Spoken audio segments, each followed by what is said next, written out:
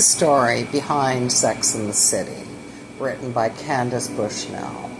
It originally started as a bunch of columns in the New York Observer and was later cobbled together by Morgan Enchkin, owner of Atlantic Press.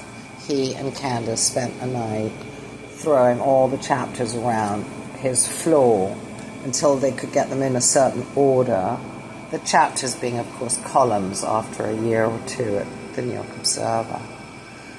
So Morgan and Candace arranged these columns until they were in some sort of story order, and then Candace wrote in the segues. That's how Sex and the City got written. It was never written as a book. Not that that matters. What matters is, who is Samantha Jones?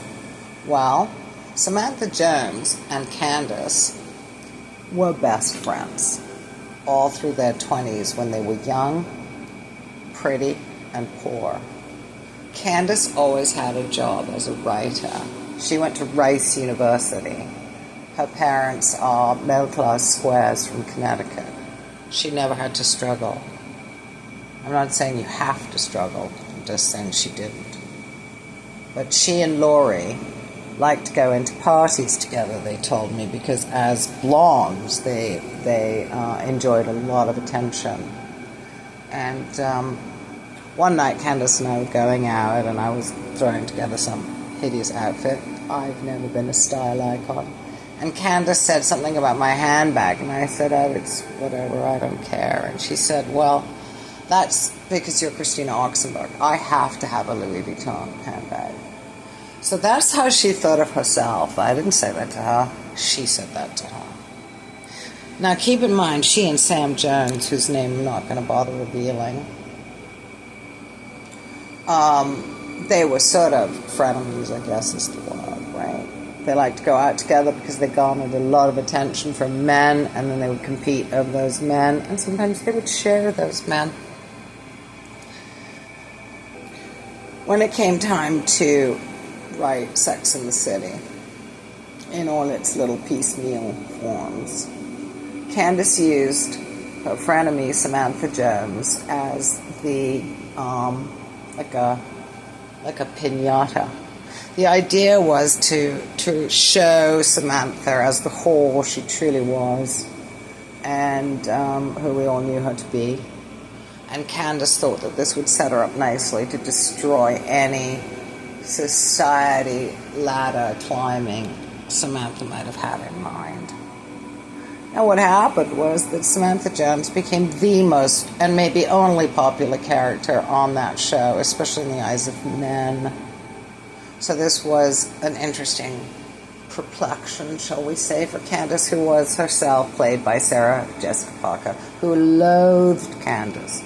Because when she met Candace, she understood Candace was a drinker and a, naughty type. And Sarah Jessica Parker is straight as an arrow. And she refused to allow Candace on the set. How about that? Candace was banned from the set of Sex and the City. This is, of course, the first year of making that show. And so Candace took out all of her biliousness on Samantha Jones, certain that this would bring her down, destroy her, flame her out, cancel her in today's parlance. But that didn't happen. Samantha Jones was the most popular character, and Carrie, by contrast, was considered a bit whiny, a bit of a prude, bit of a loser, really, compared to Samantha Jones. Well, so at the end of that first season, Candace was not having this, and she decided to kill Samantha Jones off. And there was a meeting with with Candace's editors, and they said, no. Samantha Jones is the most popular character. You can't kill her off. So there was a heated discussion whereby Candace fought hard to be allowed to kill Samantha, and they said no. So then Candace had to spend another year writing the second book, and it would be all, of course, about Samantha, somebody Candace didn't want in her head. It was a very interesting flip-flop. I guess that's what happens if you play with fate. Fate is going to win. Fate is playing chess So this girl, Samantha Jones, who had been whore du jour, there was no one she hadn't slept with. No one would be seen with her in public. They would take her to obscure restaurants. And she loved sex and money, and they could provide both, and that was her life. She was fine with it. She told me so herself. I knew her as well as Candace did.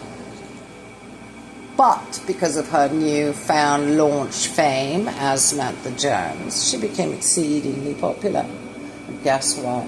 She married a rock star worth, many, many millions. Now, after 10 years, he kicked her to the curb, but she's still left with $20 million, money Candace can't earn if she keeps writing while she's still in her grave. So it's a really, really strange battle. If you play with fate, it will play with you, and it will win.